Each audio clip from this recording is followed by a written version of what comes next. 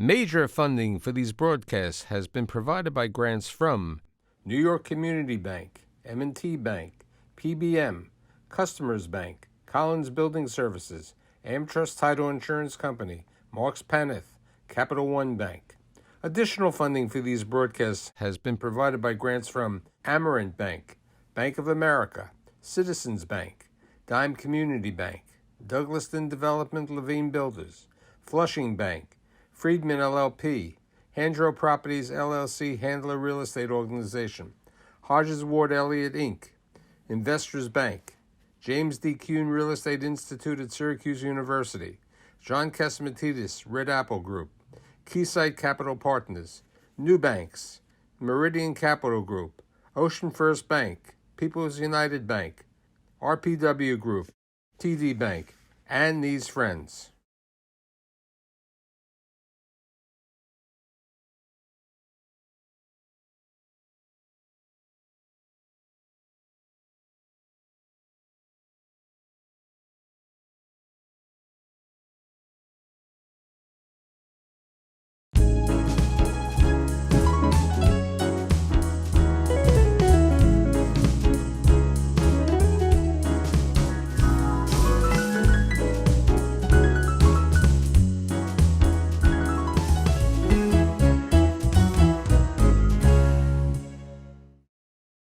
Boy, oh boy, the Fitzgerald family, the Spanish-American War, Brooklyn, Queens, Greenpoint, banker, investor, friend, most important, mensch.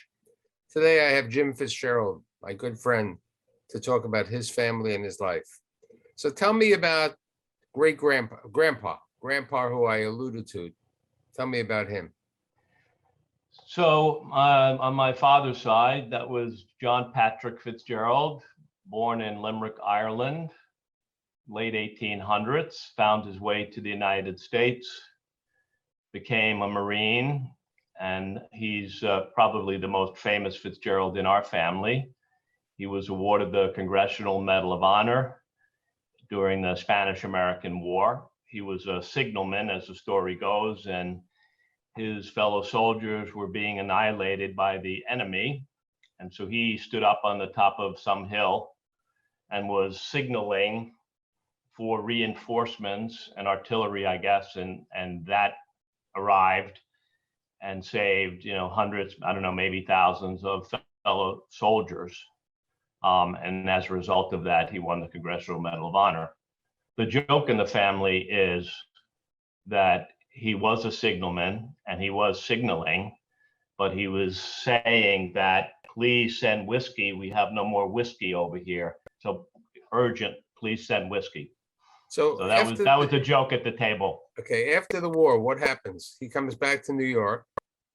He comes back to New York, moved to Brooklyn, where my father and his siblings were born, 172 Skimmerhorn Street, I believe. And he became president of a shipping company doing business between Ireland and the United States. He died in 1944. I wasn't born until 1951, so I didn't know him, but I know he was a pretty harsh disciplinarian, not exceptionally passionate, although he had 8 children. Yeah, he was a tough guy, and as a result of that, my father and others kind of followed suit. So let's talk about your dad, who was born, I believe, in 1910. Correct. So tough guy, grew up in Brooklyn, joined the Army before World War II. He drove a general around. My father was 6'5", striking, good looking, big drinker. And he got that job because his father was a Congressional Medal of Honor winner. So he definitely got the best jobs that might be available.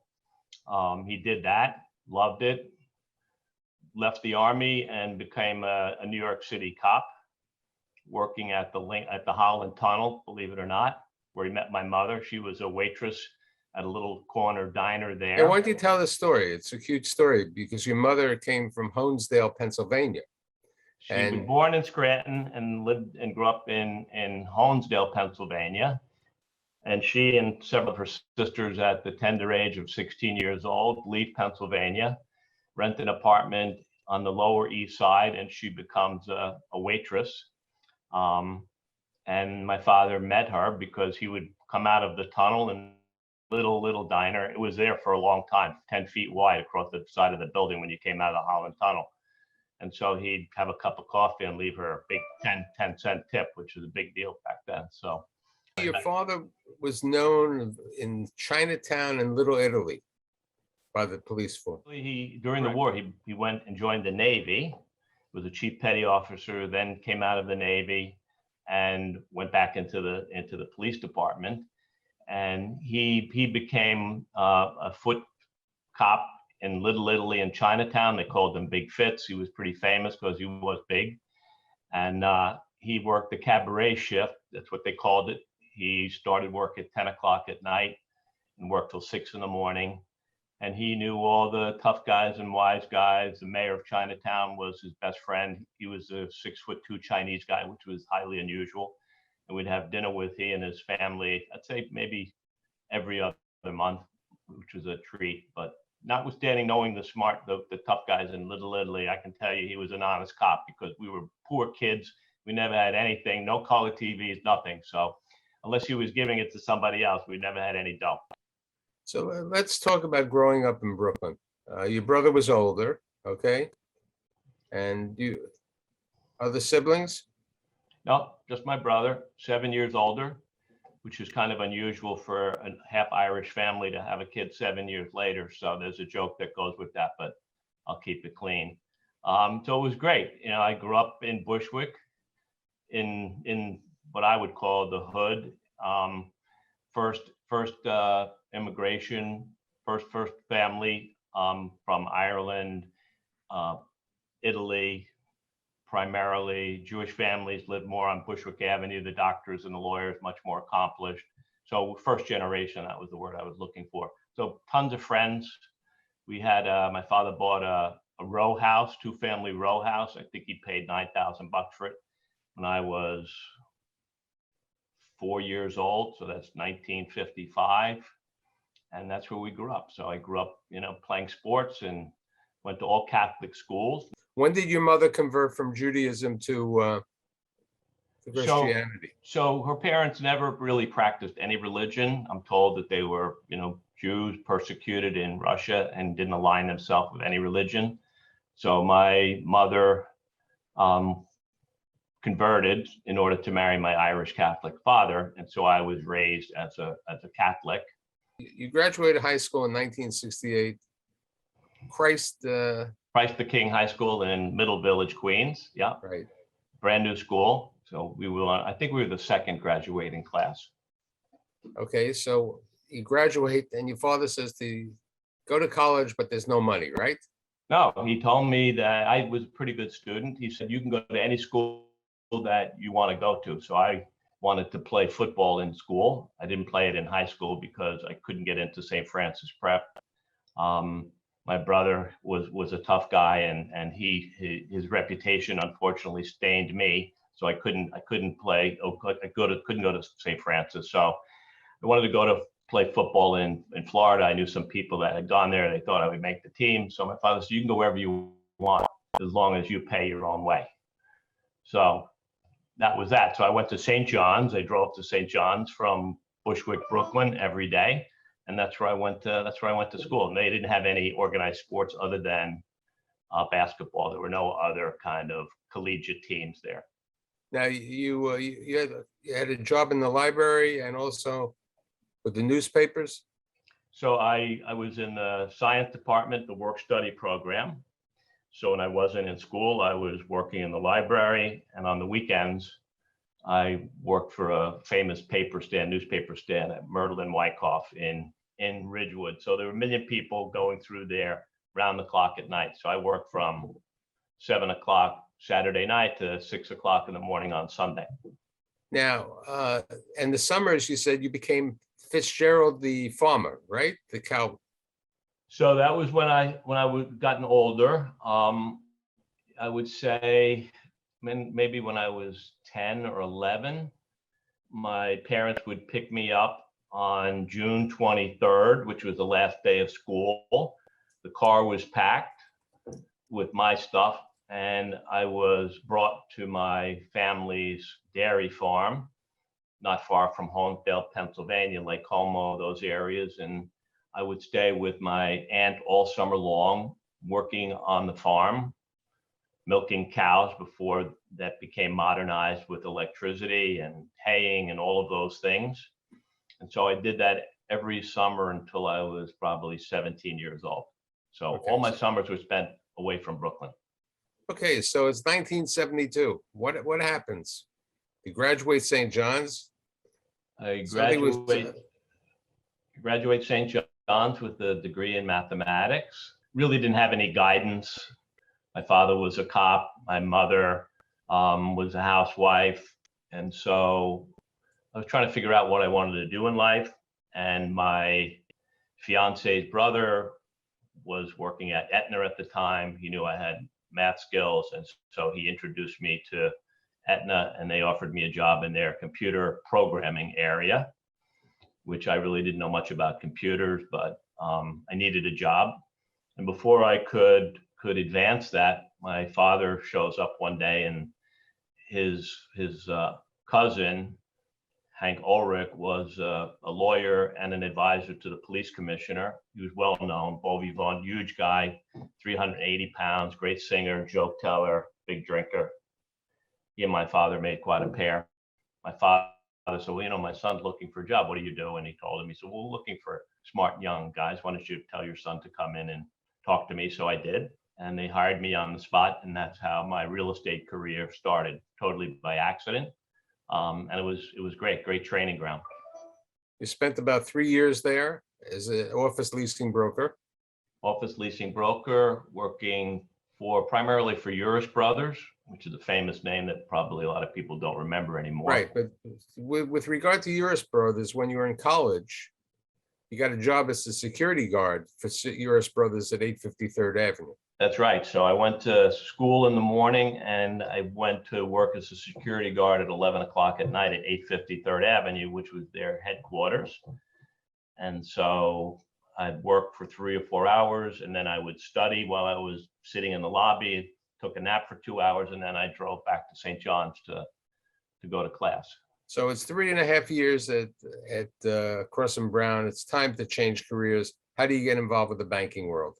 So if a buddy of mine at Cross and Brown had left, and he had a friend at Chase, and Chase was going through a large restructuring plan group, taking back a lot of real estate assets. Market was in turmoil. So he got a job there, really doing leasing for some of the properties they were taking back. And I wanted to learn more than just leasing office space. I mean, the contract is fundamental to real estate business, but I wanted to learn something more about finance and valuation, what creates value. And I wanted to get to meet the people that owned those buildings and bought those buildings. So I went to Chase, and I got into the owned real estate group, ORE, and became an asset manager, and got involved with some of the most interesting borrowers, the largest assets, and had a lot of fun doing it. I grew up in Brooklyn, so I knew how to use 4-letter words, and I was fearless. And so it was a perfect training ground for me for 7 years. Okay, so you were there 7 years, correct? I was there 7 years, owned real estate for 2 or 3. And then I was promoted to the restructuring group, became half of a bankruptcy expert, and got involved with some of the most interesting, complicated assets for the bank. A huge development in Denver called the Glendale Galleria. I was a front guy on the Arlen Realty and Development restructuring with Arthur Cohen and those guys. I became the CEO of Pinehurst Country Club, which we took back from Malcolm McLean. So all of this is going on, and I'm 27, 28 years old. What happened? And the best part of it was I met my wife, Linda, who was at Chase, and she joined in 1975. So that's the best part of it. Here's the question. How come you left Chase? You had a good career blossoming at Chase. I did great there. They treated me great. they promoted me. I was on a fast track. And so Greg Brennan, who was my boss's boss, and I loved him. I would have drinks with him from time to time. And he said, look, I want you to get into on the lending group, the lending team. I never lent money there. I was getting it back. And I was, I thought I was pretty smart and knew the business. And he said, well, you have to go through credit training program or else I can't put you on the lending team. And I said, I'm not going to go do that for 18 months. I think I'm more capable than some of the people you already have on your lending team, especially the ones that made all these bad deals. And so I said, no, I'm not doing it. And he said, well, then you can't go on the lending team. So guy who was at Chase went to National Westminster Bank, and I tracked him down and I asked him if I could join his lending group at NatWest. And so he hired me, and I went to work for a guy named Brian Haynes, who was at NatWest. So Okay. I went there in 1981. Spend a couple of years at NatWest, and then what happens? Another opportunity is there. So yeah, I was there for 3 years. A lot of fun. Major developers. I met the Milsteins while I was there, and a bunch of others. And when I was at Chase, I worked with Joshua Muss, who was the chairman of the Chase Real Estate Investment Trust, at the time the largest REIT in America. He took a liking to me. I did a lot of stuff for him. And he called me up on a Tuesday. He was working in the Reagan White House, and he was asked to take on the restructuring and turnaround of the failed savings and loans in the United States. So he was given a chance to form a private company, Drake Real Estate, and he asked me to become the president of that organization out of Washington, D.C. And our first assignment was to close down the Butcher Brothers savings and loan related businesses in Tennessee, mostly Knoxville, and there was one, I think, close to Memphis. So 400 or 500 million in assets. He called me on Tuesday. So the bad news is we have to be in Knoxville on Friday, and that's when we start. So I went in and talked to my boss. He didn't like me. I didn't like him. And I told him I had the opportunity. He congratulated me and said, good luck. And you don't have to give me 2 weeks notice. You're fine. That's great.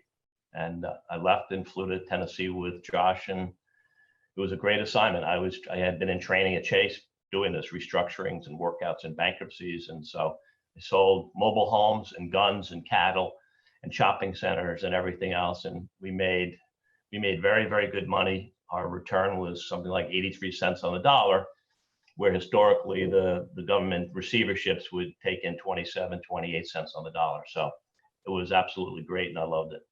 You did that for a couple of years, and then it's time for banking again, right? Correct. I put a stress on my marriage. I was in Tennessee 4 days a week for almost a year, and then every other week. So that wasn't healthy for that relationship. People that knew me very well said, you need to come back to New York. You're a New York guy. And so I left Tennessee and stumbled across a Japanese trading company, the Marubeni Group, and I joined a trust company, Japanese trust company, to try and help them build a lending and equity platform in the United States. And ironically, my office was on the 88th floor of One World Trade Center. So I knew the complex and I knew the buildings quite well.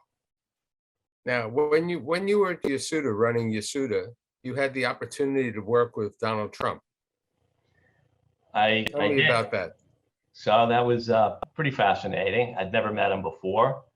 And remember, I'm a workout guy. Yasuda had bought participations from Chase and Citibank. They were the leaders. They were the agent banks without really taking a big risk. And they had all these Japanese banks that couldn't get out of their own way and didn't know anybody really buying pieces of those deals.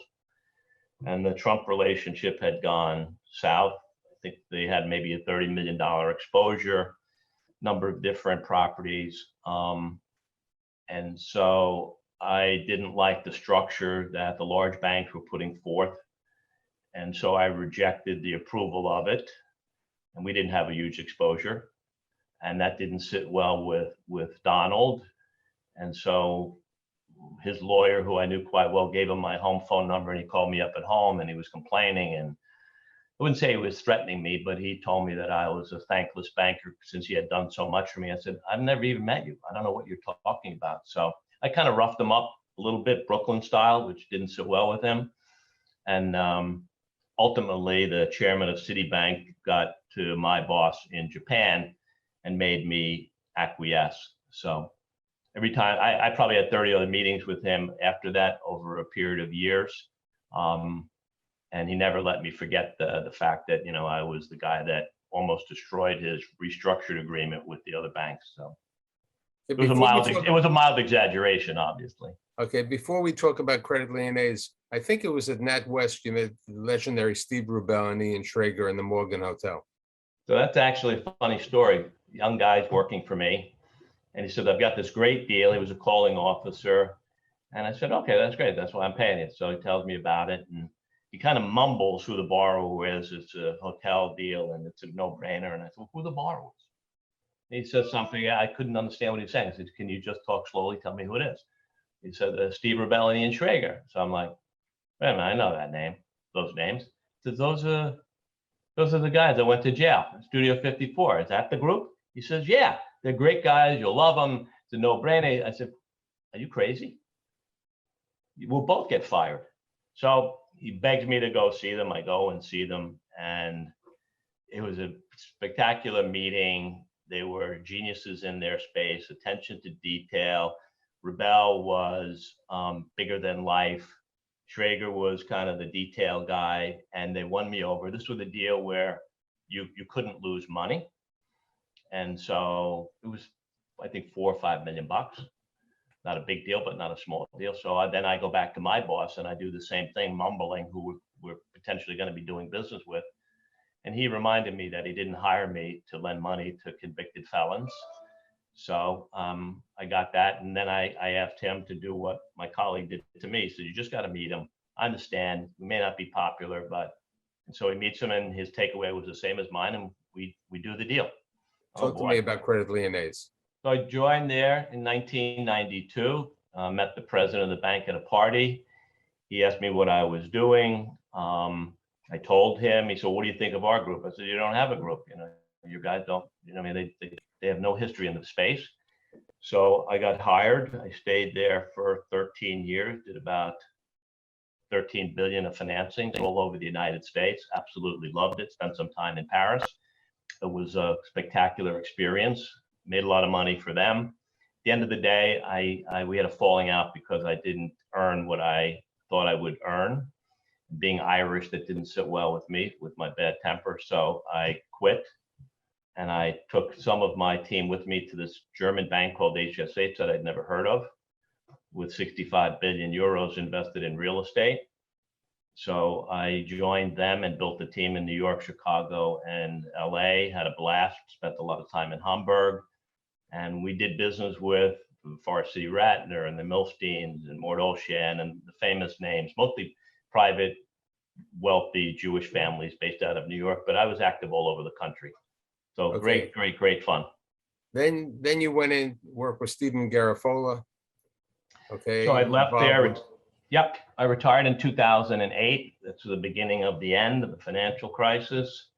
And Stephen Garofalo, who was Forbes number 74 at one point, the founder of Metro Media Fiber, partners with Kluge and Rockefeller, worth $5 billion, a street kid from the Bronx. So he hires me as vice chairman of his company to build a luxury golf course community up in Millbrook, New York. You remember that I was a CEO at Pinehurst. And so I took on that assignment in the worst of times. The good news was that I had met Michael Melman, the founder and chairman of Discovery Land, and I brought him to the property.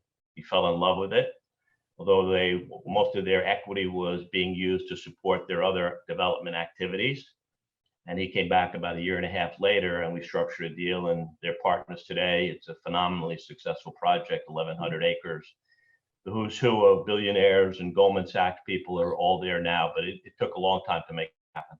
Okay, then you went a little bit on the financial planning and investments Let's talk a little bit about family. Tell me about, you lost Linda last year, a wonderful woman she at Chase. Tell me about the kids and the grandkids. So 4 children. My son is the oldest. He's a real estate lawyer. What's his Uh, name? Brian. Brian. Jay, my second son, is a dirty, rotten scoundrel. He's wanted to be a professional golfer. He's in that space. His dream now is to be a professional caddy. He lives down in South Carolina. My daughter, Lindsay, who's a lawyer, who's married to the president of Gotham Construction, Joel Pickett. He's the president doing development, not low income housing, affordable housing. Ashley. Number 4 is Ashley. That's the child that Linda and I had. She's 36. She married a beverage entrepreneur, beautiful like her mother, funny and a great athlete and the joy of my life. They all are. Names of the grandkids, 16 years old to 2 weeks old. Okay. Hey, you've had an interesting career. I've been fortunate that you're a good friend and a wonderful person for the community. And thanks for being here on Building New York Life Stories.